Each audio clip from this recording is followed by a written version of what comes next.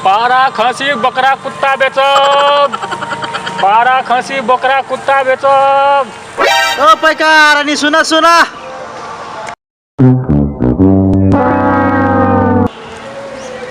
तो कथी कथी सब किनै छ? पारा खसी बकरा कुत्ता। हैं?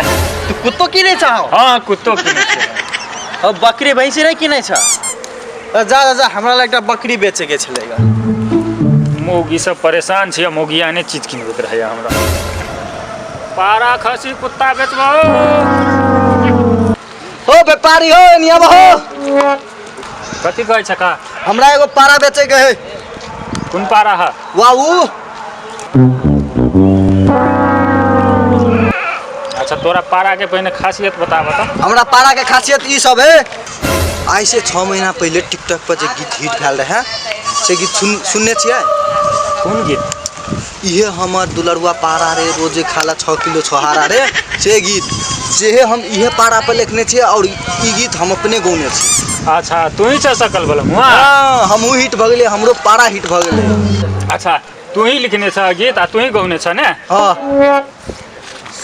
6 महीना से हम तोरे त खोजे छलिए। ई कथि कर छ?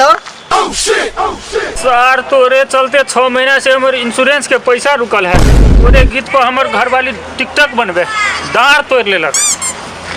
चल थाना में साइन कर। चल थाना में सही कर। तोरे चक्कर में हम व्यापारी बन गए।